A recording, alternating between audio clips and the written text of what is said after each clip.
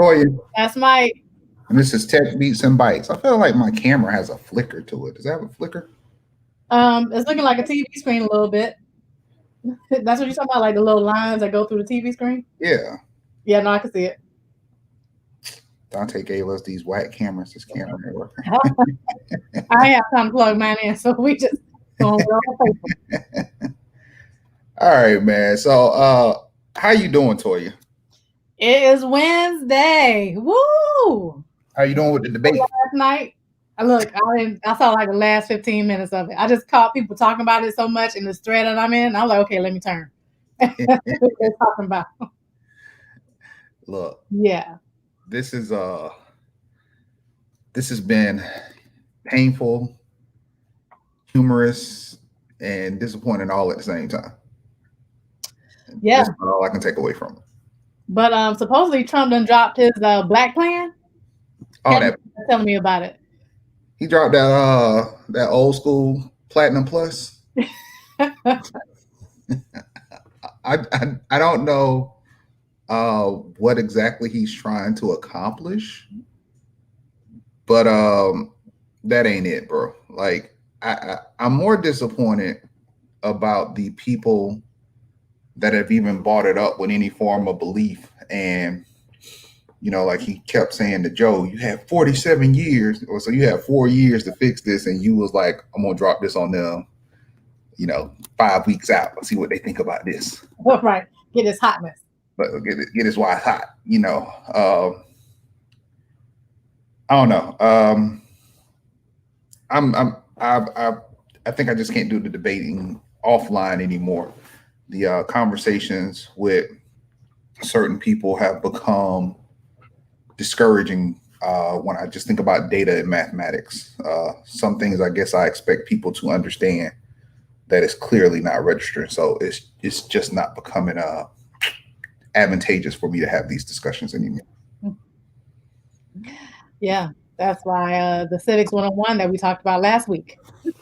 And go ahead on it. Get down on the book. Yeah, we got to do it. I mean, even if I think some people don't understand, even if it's not this election, that Civics 101 and just the education of politics in general is something that just has to happen. Like it has to happen all around. And it's not happening now, hasn't been happening, but yeah, y'all are lost. There's some people out there that are just lost. Just wish the best for them. Yeah. No, so we'll see, because they'll be back at it. They have, 2 more? So there's one next week and then the week after. And then you got the VP debate. That one should be interesting. I think that one may be a little bit better than the one last night. I don't think that's going to work out for Pence the way he think. That ain't Tom Kane. Next Wednesday with Kamala, that I expect some bars to be dropped. I just expect a whole series of zingers to come out, because I don't know what Pence has actually done. And most of the time he's always just deferring to what his master, Trump, has done for him. I feel like he's like the Sith. Yeah. The Darth Vader. He's like the one chilling in the back that's like. And I think now if you had the definition of a simp, like Pence's face could go next to that. Like that is what Pence is. He's just, everything he talks about is like, oh, well, Trump did this and Trump has been great. Like, I just think Kamala gonna eat that all up. So it should be great. Yeah.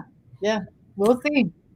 But I wanted some enlightenment, encouragement, and to talk about some of our leaders in the community, setting trends and setting ways. So let's just get into some positive stuff. We can have the other debates when he's on here. Let's bring David Castro to the stage. David. What's up, Dave? I don't get to walk in. Nah. Just pop up. That was the walk in. You like flew. You can slide up. I should have Camera. I'm here. How y'all doing? I'm great. First question I'm going to go ahead and put out there is when these hats coming out for dudes with big heads? When the fitted caps coming out, bro? That's two different questions. Fitted. That means I gotta have a whole plethora of sizes. Dudes Right. with big heads. So we actually just dropped the McDowell's crown for size 8 and above. So there's a few of those still online. I didn't realize that the demand was as high as it is. So we're definitely testing the market with that. And listen, there's some big heads out here. I think I got I'm on the high end average crown size. But Where no, do you think Hey Big Head definitely. came from? Okay, so you do have them. So you saw the demand and you're making them. Yeah, I mean, I recognize the demand initially, but when you are like entering the market, and because my brand, I didn't start doing headwear. It was a more traditional brand, t-shirt brand, and then full ensemble. And I had an epiphany moment one day, realized that I was more interested in product design than actual like graphic design. And headwear was a space that I felt like had a lot of opportunity for innovation. Right. And so in doing that, I made a conscious decision initially to really focus on the 80% of the market that I could impact with my investment, always having the intention to address the other niche markets as well, like folks with, smaller size heads, children, people with bigger heads. Yeah, it sounds funny, right? But it is what it is. Real. There's not, are we going to be politically correct and that too? Come on. Nah, you're not demeaning nobody. You just tell them the truth. I mean, like, I love your hats, but the one more than average size, the larger crown, the larger crown. But see, if you say crown, it don't make it sound bad. The larger crown, it's like prolific. It is. I mean, Biggie's crown was too small for him, even though it was tilted to the side. Biggie's crown was too small, but it worked out for the photo. So I heard recently they actually sold the bees on auction for however many millions of dollars. I think it was 160,000. I don't know. Yeah. Okay, I'm exaggering. Man. No, it was 160,000. Yeah. But I knew it was a lot of money, and apparently it's like a Burger King crown that was maybe some change. $5. One of the tips is broken, but he signed it on the inside, which is where that came from. That's insane. So that's where I want to be. I want to have a sample crown that doesn't come out that I sign, and 10 years from now somebody put that on a Sotheby auction and it goes for a couple $100,000. I have 2 of your hats that you gave us in the beginning. I don't wear them. I won't give them to nobody. They're still in the packaging and everything, stored away in one of my hat collections. So futurist, you're a futurist, my man. I just need to get you to sign it. Like, I'm not gonna wear it. Don't want no face grease on it, no sweat. Just want it pure and untouched with the packaging. Because that's when you was giving out. I don't know if you still do. Because I just thought it was dope. You were giving out those dope ass light green suede bags with the hat. No, yeah. So that actually came later. So there was one thing. Oh, so I don't got the first edition. I got them second editions when you were starting to make money. No, it was just figuring out how to define the brand and key differentiators from other organizations that were already out there. Right. And packaging for me is like it's kind of a lost art. It used to be something really, really specific that brands focused on, but since you got a lot of these brands that are now signed to distributors, they constantly cutting the bottom line. You don't really get the story of the brand. You don't really get too much information about the brand when you actually receive your package, unless it's something super, super exclusive. So for me, I really wanted to make sure that since 9 times out of 10, the orders are coming through online and I'm not having a personal interaction with somebody, I still wanted that experience that they had when they open a package to be something that they would remember, especially it being perhaps their first time, rocking with the brand. Right. Yeah, no, that's a great point. Because oftentimes when you're talking about products, you don't start the way that you finish, and the brand is going to evolve over time, and it's going to look different. Yeah. I mean, we've been on the market, a year and a half, and we're on round 2 of our packaging. And one of the things that you mentioned a second ago that I think is important is product development. Because as a new brand, you have customers all the time. We get it. They're like, oh, what y'all going to do? Y'all coming out with this, come out with this, come out with that. And it's like, pause. All business. Probably flex like that. So I would love for you to kind of share about that, because you've been in the hat or fashion industry for a while. So how have you sort of mitigated some of that in your product evolution in your brand? So, I get tons of people that hit me up for a variety of different things. Like, oh, I want to collab with you, or you should make this style hat, or what's coming next, or there are licenses that we have with different entities. They're like, oh, you should do this school or this brand. And I kind of have a similar conversation with them and let them know, like, we're strategically like moving towards the direction of having, a plethora of licenses, a plethora of entities that we work with. But in reality, as a small business, you got to be very, very, very, very mindful of your investments. And the way that I like to do it is introduce things slowly, like see what the reaction is to one component of a release that I already have kind of a planned layout for, and then see if people respond to it in the way that I would anticipate. Sometimes they do, sometimes they don't. Sometimes I'm 100% surprised. Like I'll put something out on the market and not really anticipate it to do good, or maybe not anticipated to do good because the price point is a bit high, and then it becomes my best seller. Like I have a crown called the Sunika Quran, but a specific variation of that's called the Motherland. I actually have one on, but this is not the Motherland. Let me see if I have one nearby. No, I don't. But either way, it's comprised of a bunch of different materials similar to this one, but they're all animal prints, and one is a fur, but it's a faux fur. And initially going to market with that, I was like, man, this is a very expensive crown to make. Like, am I actually going to be able to convince people that it's worth what it's worth? Because it's our most expensive one right now, which is $65. And the average cost of a hat on the market is like $34. So we're almost double that.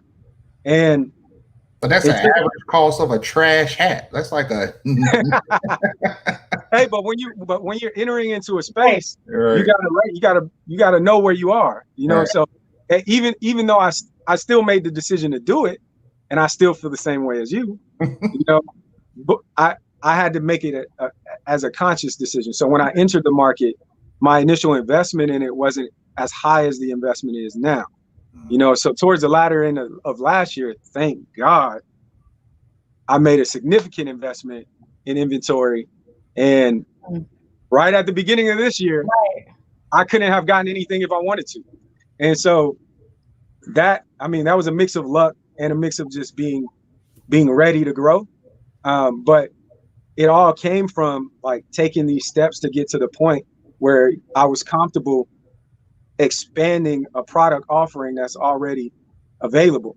And so the way I think about it is very similar to those who design sneakers, right? Or those who consume sneakers. So like when you go buy sneakers, 9 times out of 10, a person already knows what styles they like.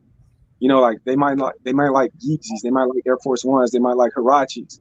And these are all shoes that reside within different brands. In headwear traditionally hasn't been consumed like that. Headwear has been like, this hat has a logo that I'm familiar with on it, right? And so I'm going to buy that hat because that logo's on it. People weren't necessarily buying headwear specifically because of the product design. And so this product that's on my head now is really the first entry into the market that addresses that, right? That focuses on the product first and then the embellishment second, so that no matter what's on it, you automatically recognize that as the Dungeon Ford crown. And so that's how I intend on moving forward into the market. Now, don't get me wrong, we got some hustle hats that just got a logo on it. But outside of that, like the main, like if you were to look at like what defines my brand, it's most innovative crowns that we're offering. And that you'll also see that that's the majority of the offering. Did you patent your design? So there's 2 components, right? Copyright, which is basically every single design, right? There's the Commons, Creative Commons, which means as soon as you create it, it's copywritten. And then there's active copywritten. This hat is patent pending because of this backstrap component primarily. So that's not a whatever. There's 2 types of patents. I'm losing it right now.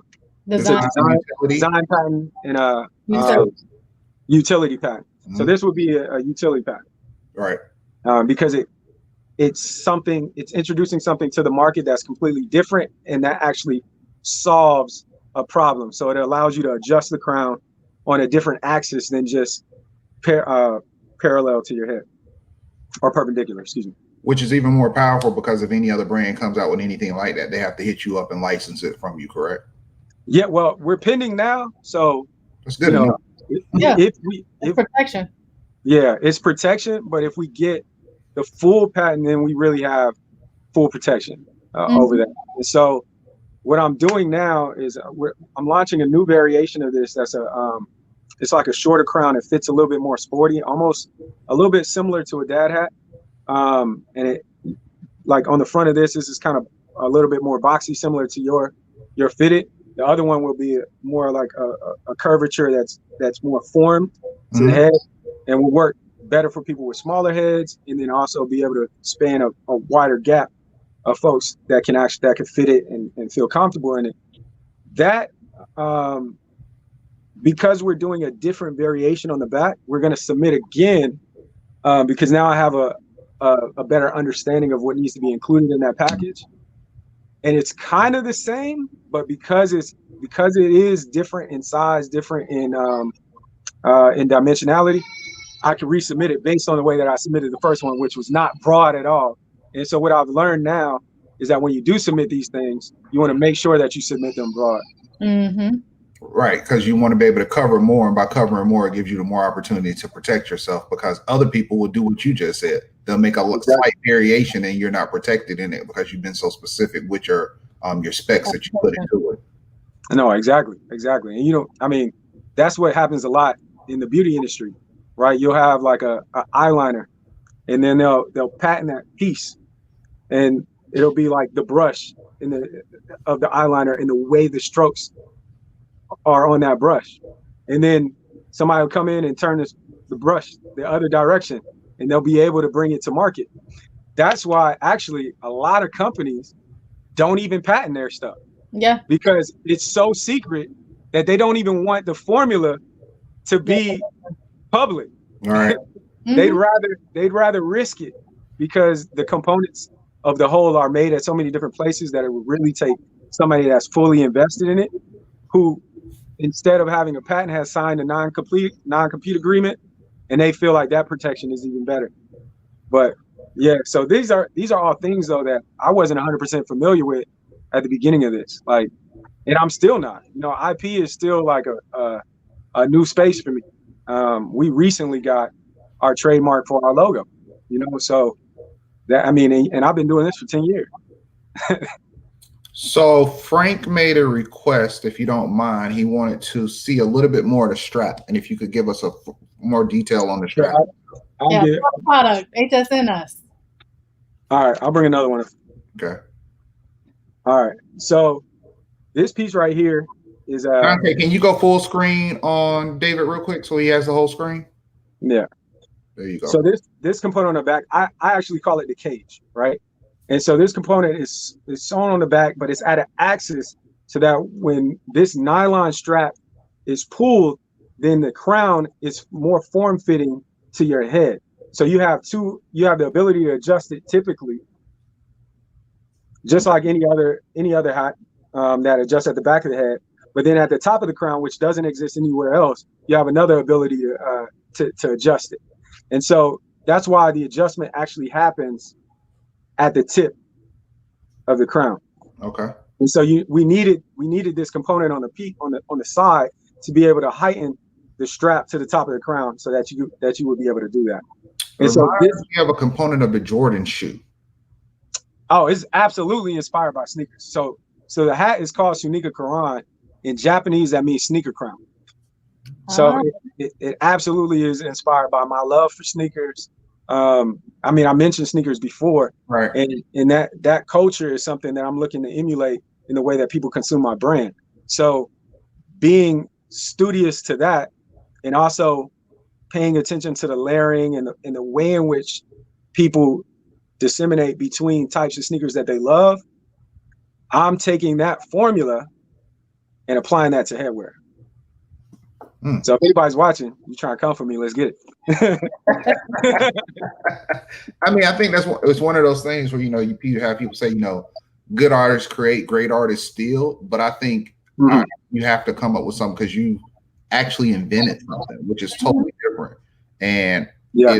I think not your timing, you've already been ahead of the game. And we've discussed this offline when you was off of, you know, in Flagler Village and stuff like that, when people were just picking up on what you were doing.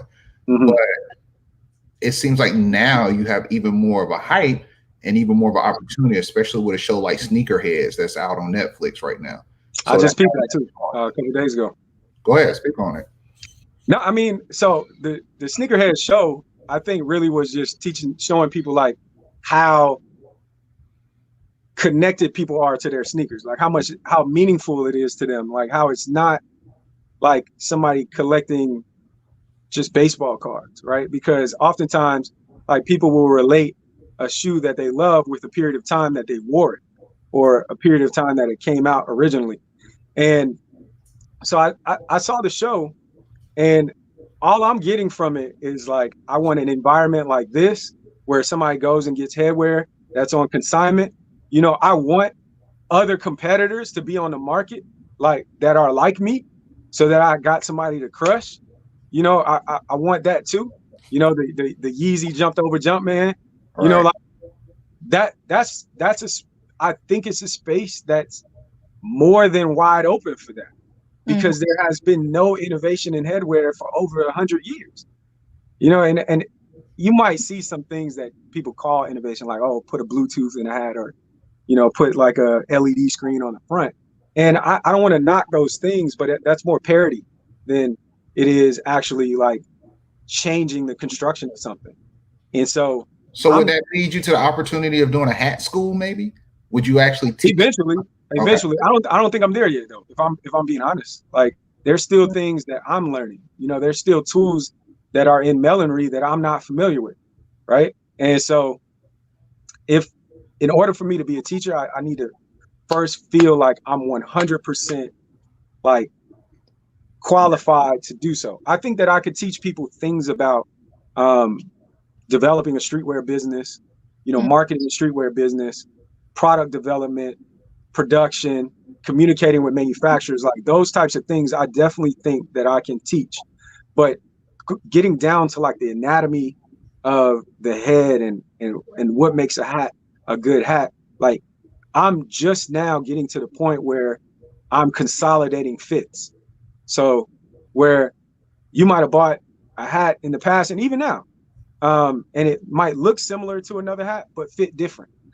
And I was experimenting, you know, and so putting things out in the market, see how people respond to it, see how, like, the spectrum in which it covers.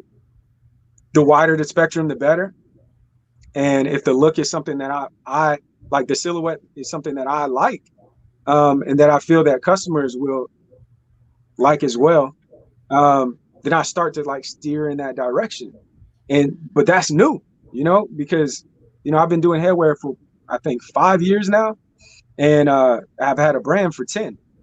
And the more that I do it, the more in the grains I get, and the more passionate I get about it, and the less it becomes, you know, making hats, and more of like really innovating a space that has not been touched. Like, it is a ball of clay that has not been formed yet, and a lot of people don't even really see the opportunity.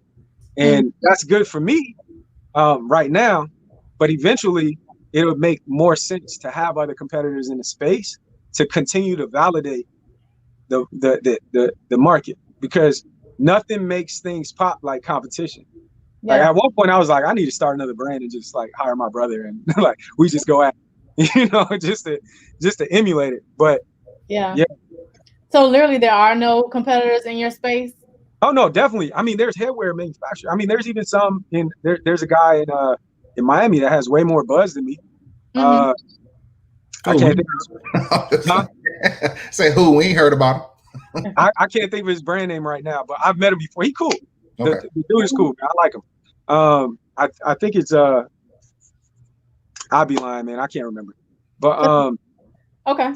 But his got picked up. He had a lot of good influencers that rock this stuff, and rightfully so. But I mean, even that alone confirms that there's room, you know, because we exist adjacent to one another. Both of us are doing well, and I'm certain that perhaps there's maybe some other entities elsewhere. There are a lot of smaller companies that do headwear through headwear organizations. So like New Era, there's smaller companies that will work with them to create headwear for their store or for their small brand or whatever it might be. That's just not something that I'm into. That's like, I don't feel like that's innovative enough. You know, Marcellus said he makes church hats. I think he knows who you're talking about. He makes what? Church hats.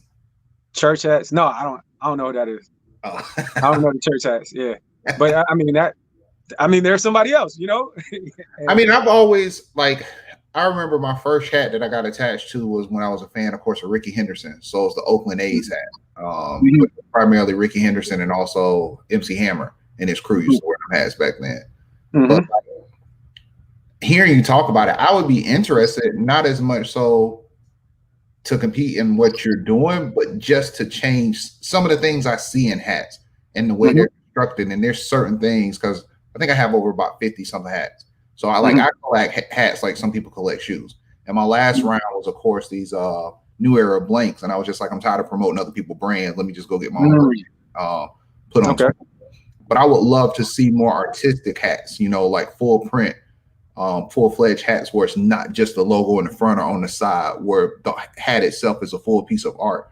So I think I would be interested, but there's nuances about the hats, like the dip in here, how this is too stiff and it doesn't really form to make a full shape. There's certain things about the New Era hats that I can understand why you want to make your own hat, because it's like they work because they're fitted, but I also hate them at the same time. Yeah, so I'd be lying to say that I hate them. You know, they've been around for 100 years, you know, or more. I mean, they essentially created the original space. They just didn't move on from that.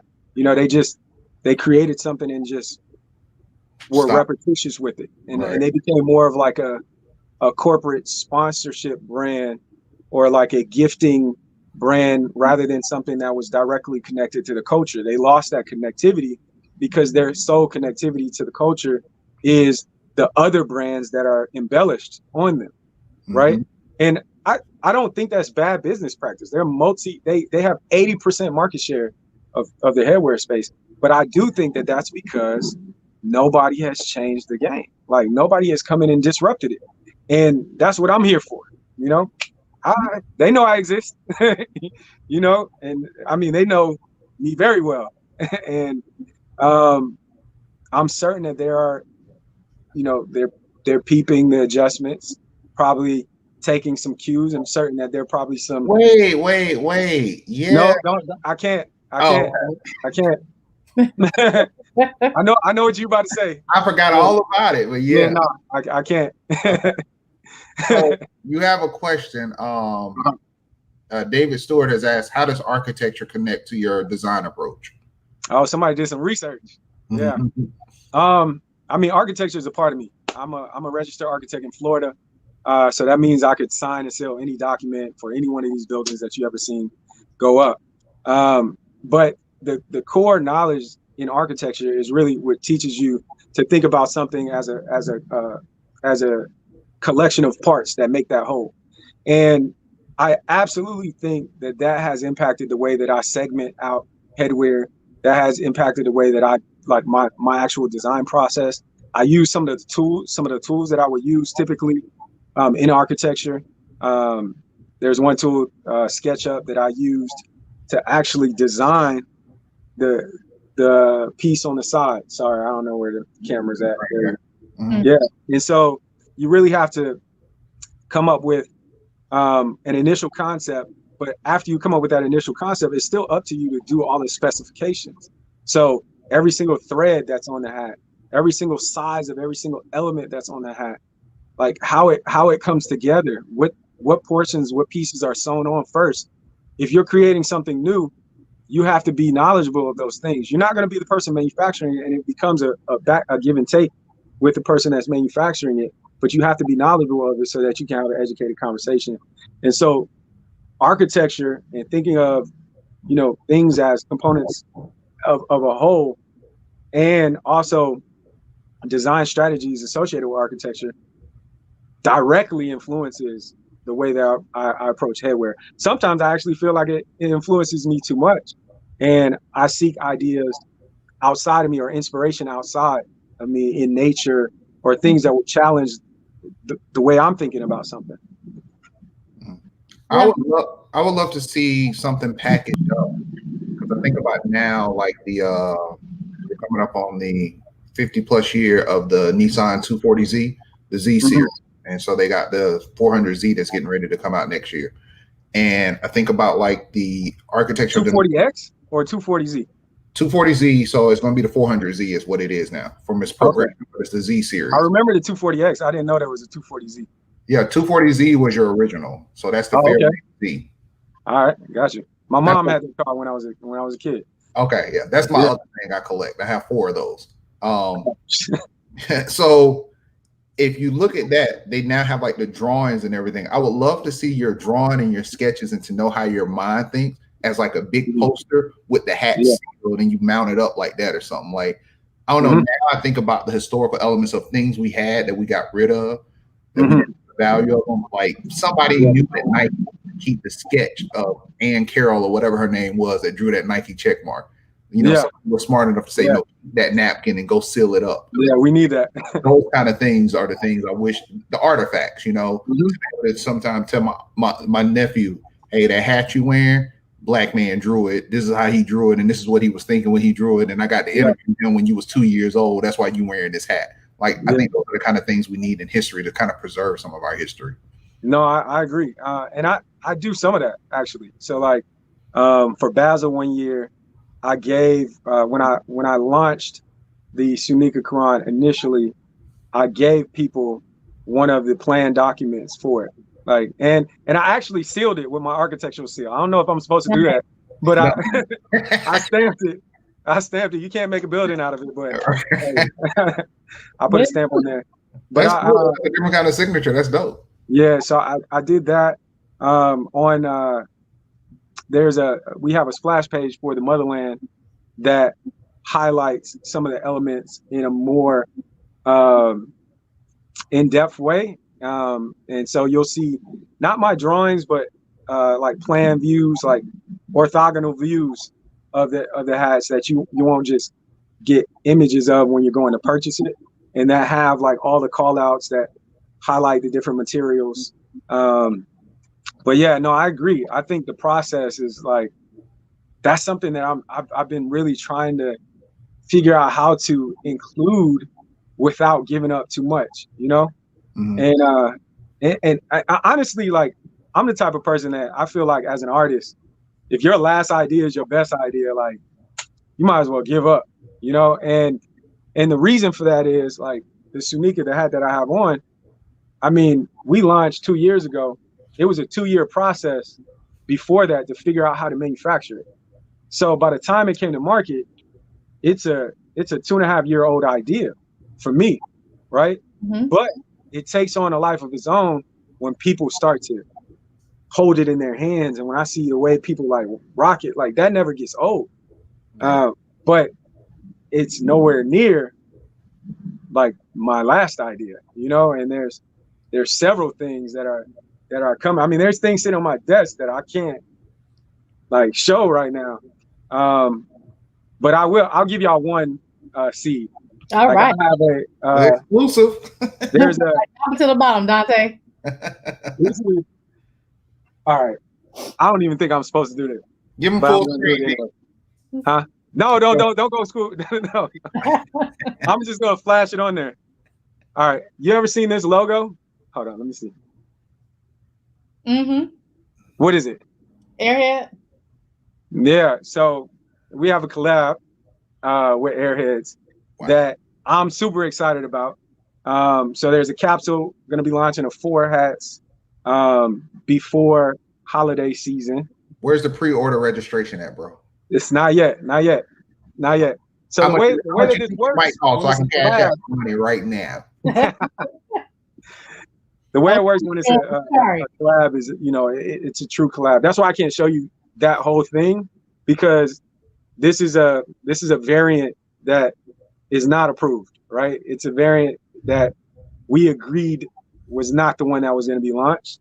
And so the ones that are going to be launched are currently in Spain, those samples, because that's where Chupa Chup is headquartered, which is the entity that owns Airheads. See, that's the stuff I want to buy. Like, that's like the Jordan Zeros. I want to buy the thing that didn't get approved, that nobody ever supposed to see, that can't come. That's the thing I want to collect. Those are the kind of, I mean, beyond the aspect of salute to that, I've noticed a lot of celebrities wearing your brand. Were those direct reach outs from you telling them about your product, or was that them reaching out to, or like how did it work out? Were you reaching out to them like, hey, kind of on an ambassador, try my product kind of thing, or did they reach out to like your hats are dope? It's variable. Like clearly, like we recognize, somebody of a certain status wears our goods, then for some people, it gives it that much more relevance, right? So there's definitely been intentional placements, but you never know. Like we're a small business, so I don't have, tons of money to pay somebody to just wear something. And so what I've kind of depended upon was that if I ever do give something, I'm gonna gift the dopest item that I have, right? And as a result, I hope that they feel the same and naturally wear it. So I gave one to Dennis Rodman in person, and then he ended up rocking it for the whole weekend. And so I saw a bunch of pictures, and then he rocked it in an interview right after his episode, or right before his episode for The Last Dance came out, which was the Jordan series that came out on Netflix. Von Miller, that was given to by Bugsy, who works with the brand. He was in Wynwood, and Bugsy saw him, and he was like, he talked to his photographer. His photographer's name Theo. I think on Instagram it's Theo Vision, and gave both of them one, and they loved it. And all that's his photographer, so they took a bunch of pictures. But a lot of it's happened organically. Some people have bought it. Like I saw a random picture of one of the guys from NSYNC rocking the McDowell's crown. I was like, I have no idea how that happened. No clue. I saw Beast Mode in the locker room with a hat that I only made 26 of. And I'm like, I have no idea how that happened. No clue. Wow. There's no way he could have bought it either, because it's been, unless he bought it years ago, but I don't know. I don't know how that worked out. So some of it is just now like people finding the brand, rocking with it. There was an artist out of Paris that his name is LaToya. He, multi-million follower. I'm sure it's more than millions of dollars that he's making, because I saw a concert he was at. It was just ridiculous.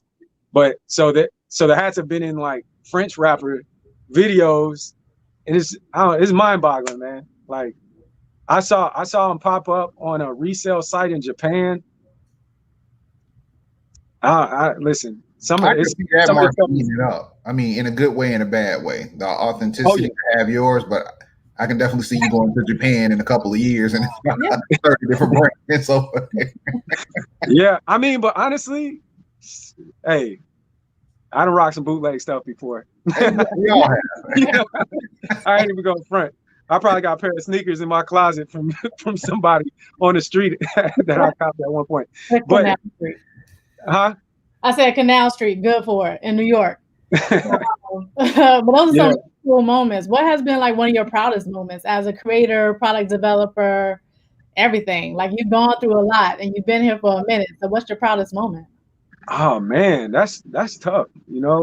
I think anytime that I see somebody like really enjoying what I've created, that never gets old. Like it is the dopest thing that you can imagine, and I love it. Like I don't typically talk to, like if I see somebody I don't typically approach, I feel like that's really weird. Hey, nice hat. I did that, you know. But there's been a couple of times where I've been with friends that did not allow me not to approach. Yeah. And it was crazy how receptive the people were. Like, and immediately would tell me stories about conversations that they've had about the hats. Because one of the other things that I like to do, and it's not every single one, but is infuse story into headwear. So like one of our monikers is Crowns for the Culture. And I feel like when you're representing a culture, you need to tell the stories of that culture very authentically. Sneakerheads and sneaker culture is a component of that culture. That's where the Sunika Quran comes from. But Black culture is my culture, and you'll see the influence of that in several designs that I've launched, including the Motherland Mercy Tigers that I did as a collab with a Haitian artist out of Miami named Nate Deep, one of my good friends now. The Rise, which is some of the most pivotal news clippings in Black history that just show how triumphant we've been over time when all odds have been against us. You know, and when I think about that, I think about my story, how I've come from the dungeon forward, which is where the name comes from, like going from the dungeon forward from nothing to something, and tying that story into somebody that's wearing your story to a certain degree is so meaningful to me. Like, it's one of the most like dope things. I'll get emotional talking about it because there was a period of time when like people don't consume your goods. Like they aren't aware of you. And so over the years, like you become more like in tune with what people will like, in tune with who your customer is, in tune with people that rock with you authentically. And therefore you can respond to them and create and cultivate this authentic like family of people that rock with your brand. I have full-blown conversations with customers that call the customer support line whenever if I have the opportunity to answer. Like I've talked to customers for like 2 hours before, and then, you know, they're talking about ideas, conversations that they've had, like people that have been inspired by them talking about a hat. I say crowns, but that's insane. Like that means that somebody's walk of life has been changed in some way in that day based on something that was created in the house of Dungeon Fort. Absolutely. Every single time it happens, it's amazing. Every single time. And I can totally relate to that because that's the same thing with us, right? We're creating combs. People like combs, but combs, like it changes someone's life. It changes the way that they relate to their hair. It changes the way that they engage with their kids on wash days. And to take something that is a pain point and make it now a whole new experience to where they feel good doing it. It's amazing. And this the hat, like you said, it is an adornment. It is something that you're purposely putting on yourself. You're making a choice. Something. Yeah. Yeah. No, that's awesome. Yeah. So we have a request to talk about one of the things that probably was a proud moment due to the fact of your schooling, the family licensing. How did that go down? Horrible. So, all right, listen, I'm the type of person that will like, I'll ask, and if I initially get my wrist slapped, I just shoot, and we'll find a middle ground eventually. And so with fam initially, when I launched the 1887 hat, I didn't have a license, and I was very strategic about what was on the hat, right? So it says 1887. It has the initial name of the school, but nothing, no logo, none of that stuff, right? So in reality, like, you can't really come from me legally, but I know, and everybody else knows, that this is a FAMU hat, right? So for me, I've always been philanthropic anyway, and giving back to FAMU was something that I've always wanted to do, and in many instances have done external to my brand.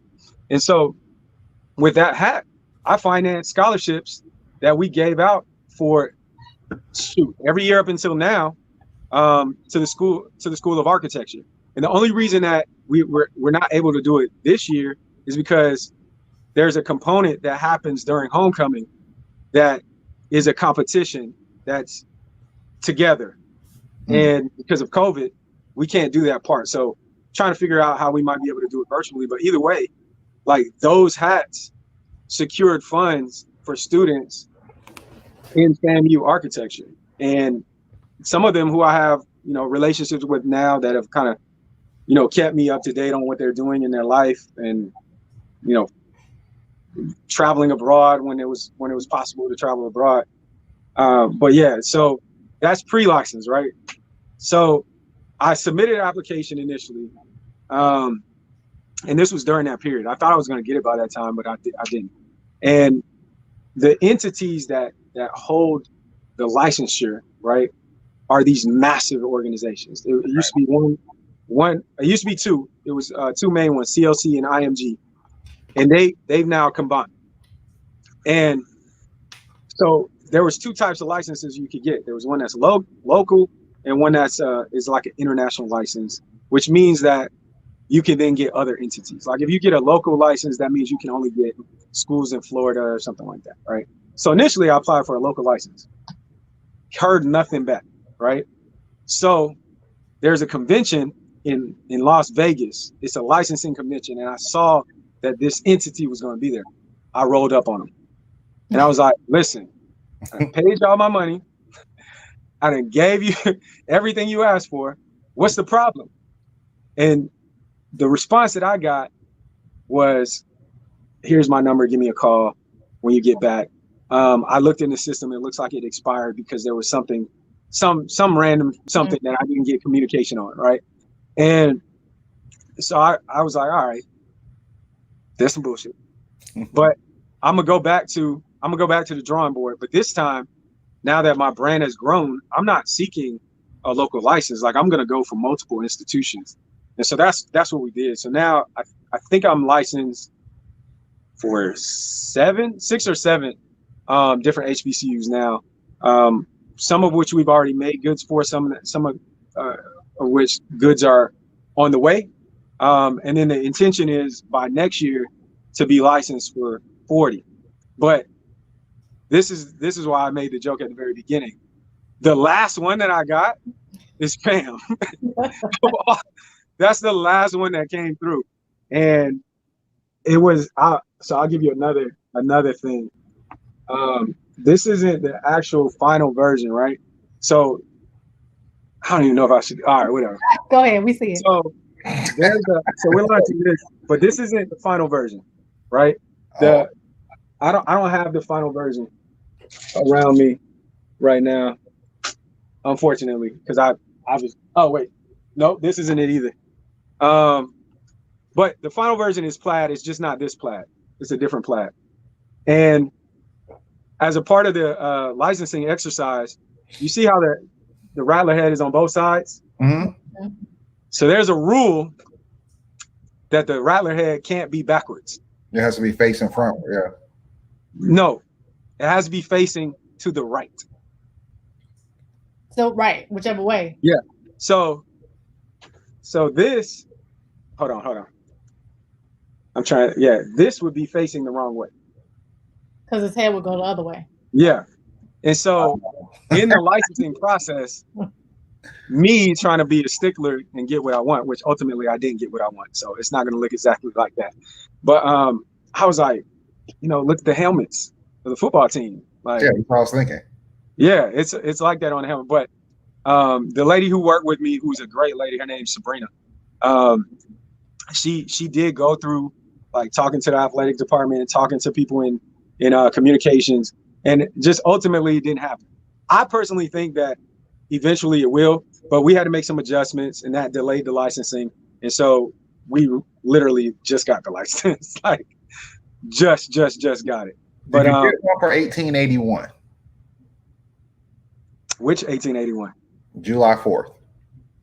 Nah, you're going too deep. Which 1881? Tuskegee University. Yeah, we do. Okay. Yeah. Tuskegee was first, I think. It came through. That's where all my family went to school. That was actually where I first started college at, was at Tuskegee University. Tuskegee? Yeah. Listen, man, I love Tuskegee. I love they got it's like a cadence that they play before games Oh called yeah. what is it called? Ball and parlay. You know what I'm talking about? Mm-hmm. Yeah, that goes hard. If their band was larger, they could compete. They just have a small band. Yeah, I mean, a lot of people don't realize, like, a lot of HBCUs, they're very small in population on campus. Mm-hmm. The difference, though, is that even with them being small, there's so much ownership of that in every person that's come across the yard. So, like, when we think about, like, fanatics for, like, or fanatics for Ohio State, like, yes, you have fanatics external to the school that are really tied to the athletics, but, like, for schools like FAMU, like, that's a part of you. You know what I'm saying? That's more than, you're not a fan, like, you are family, and that's something totally different. And that's why I really wanted to focus on that space, because I felt like we could tell authentic stories. And I'm so happy that initially it happened without a license, because it made me be creative. But in being creative, I discovered that all of these schools have stories that are untold. Like, their names at the origin are so very different, but also tell a lot about the time. So, like, FAMU, for instance, state normal school for colored students, like, for colored students. It tells you what was going on at that time. And a lot of institutes before they became university, it was Tuskegee Institute. That's what I knew it as. It wasn't Tuskegee. Yeah, but Tuskegee, it's longer than that. The name is longer than that. Yeah. I don't have one around me right now, but yeah. So those names, like, changed historically, and a lot of these schools they came about as a proponent of land grants, right? It was Tuskegee Normal School for Colored Teachers. See, I think that's the second name. Keep going. Keep looking. Keep looking. Find another. Yeah. Go ahead. Keep talking. But either way, like, you look at schools that were established at the same time. I think FAMU, and if I'm not mistaken, University of Florida, were established at the same time by the same land grant, and were given the same amount of money, right? But the money that followed, that went into UF, far exceeded the money that FAMU got, building, creating building blocks in the Black community. And so when you look at our endowment in comparison to the endowment for these schools that have since created these massive athletic programs, massive medical programs, all of this stuff, it's very hard to compare, because we didn't have the influx of cash at the very beginning. And so the thing I like about doing the hats is, one, tying it back to a philanthropic effort that does seed money back into the school. One, as a part of licensure, but two, as just a part of me wanting to do something. Mm-hmm. And then two is really telling that story, teaching people to go a little bit deeper, right? You might see what it is at surface level. You might know that FAM's birthday is coming up October, and you might know 1887, but what else do you know? And it's not even a challenge. It's just enlighten yourself, and you'd be surprised how proud you'll be of your legacy. Right. One classroom started by Booker T. Washington, July 4th, 1881, Negro Normal School in Tuskegee was the bill that got passed. There you go. Yeah. Yeah. And that's interesting. The word normal was in so many of the schools. Like, I wonder, as a period piece, like, why and what did that mean and what did that try to convey? That's interesting. Yeah. Yeah. That's everything. Going deeper. You're going deeper. That was passed by the House of Representative Arthur L. Brooks. It was a legislation that was passed for the establishment. Mm-hmm. Yeah, and so that story, that's just one. Right. Every single one of those schools has a very similar story. Some schools were sparked by other schools. So, like, Norfolk was a part of Virginia Union University initially, and then eventually it was a part of Virginia State, and then it became its own entity. So you learn all these lessons. Like I nerd out in all of that information. But there's one thing we didn't cover though. What's that? I said, and you know, this is a great conversation, but I want to make sure I'm a man of my word. And one of the things that I think we talked about covering was navigating COVID and navigating a pandemic as an entrepreneur.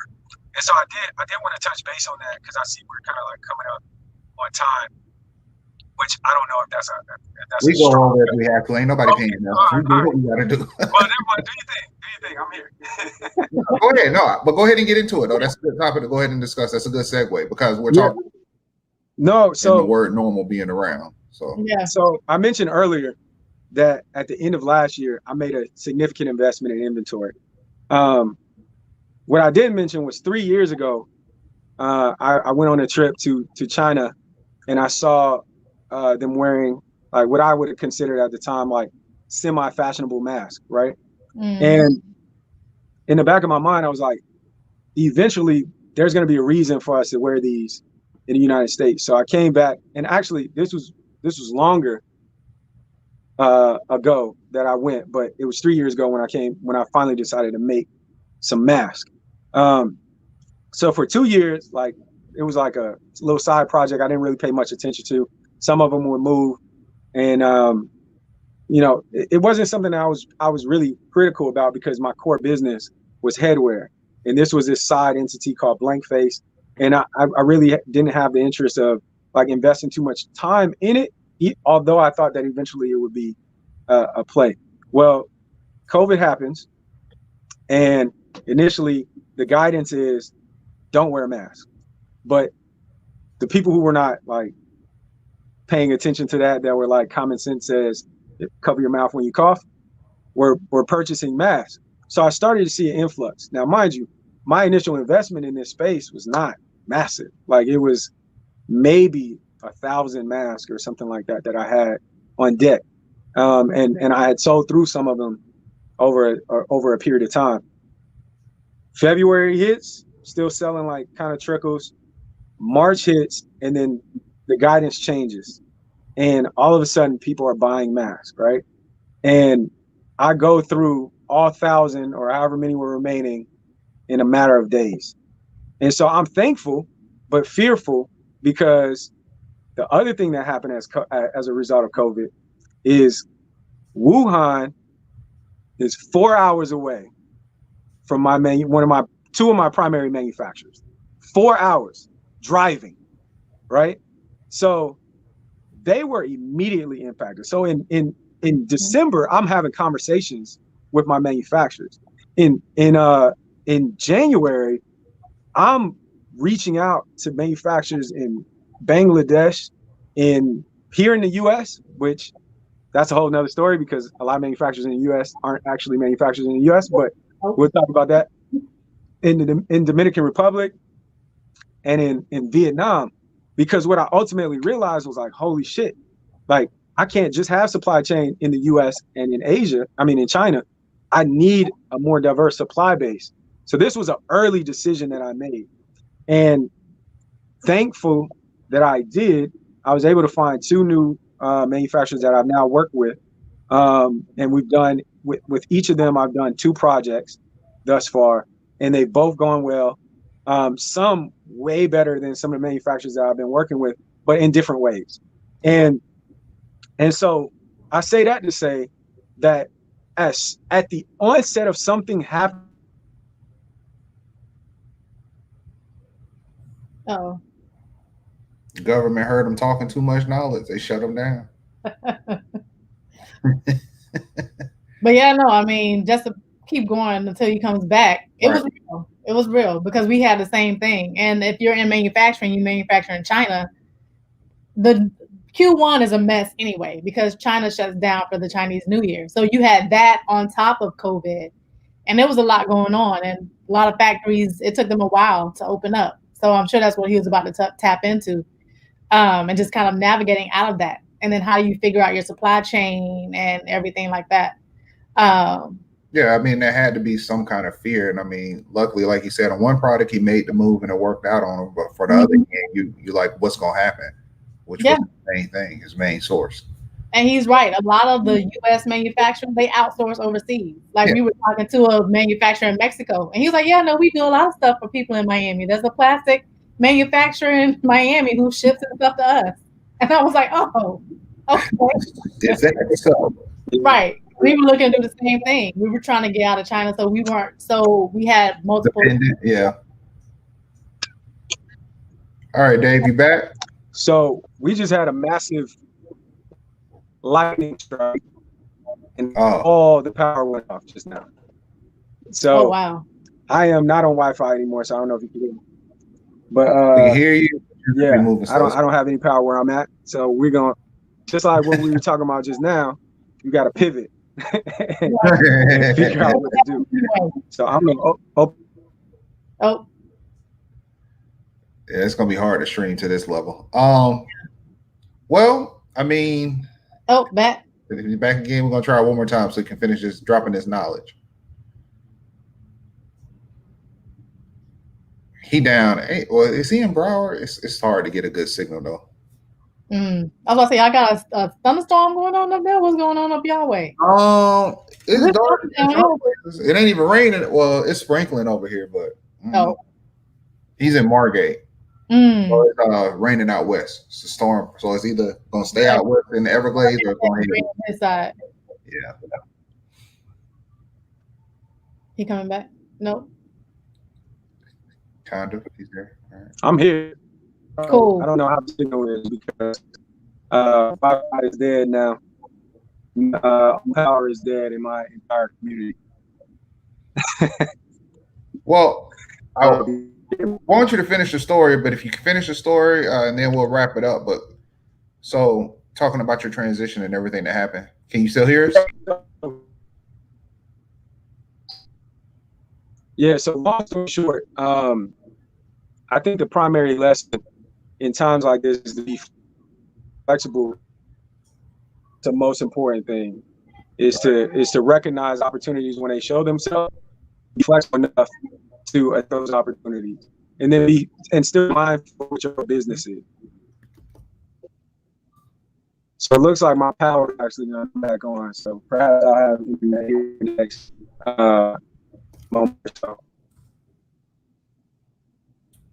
Trying to make sure we actually covered every topic. We got any more questions in the chat while we wait and see if his connection gets better? We don't have any more questions in the chat. I was trying to see if it would come back up. I don't know how can you guys hear me right now? We can hear you fine. You can finish. Does it sound cut out? It's getting better. But I mean, we've covered the fashion part. We got the pandemic. On Wi-Fi, see if it pops up.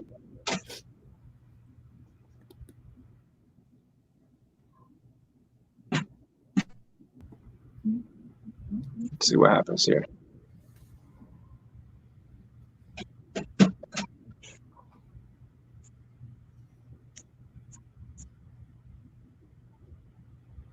don't have to go just for men. I'm gonna have to start shaving. It's great, ain't work.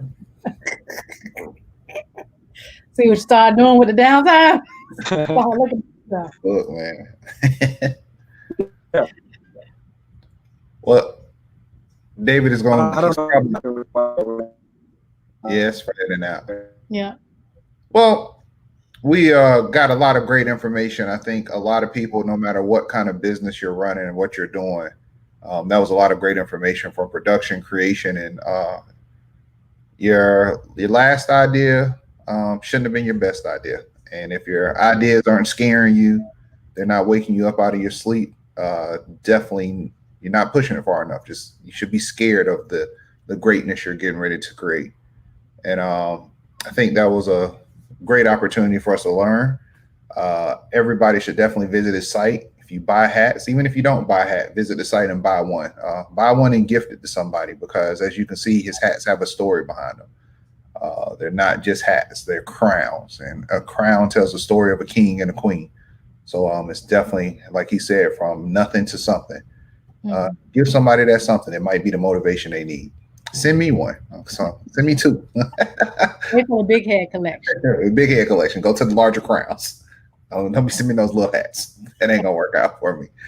But everybody stay positive. You're not ready to intake all the madness from the good boys and everything else. Just stay off the internet today. Right, don't worry about it. Yeah, just do your work. You still got to live. They living. No matter how much you may be mad, they still living. So do what you got to do to be successful. Do what you got to do to build your own and stay positive. Only thing you can do is vote.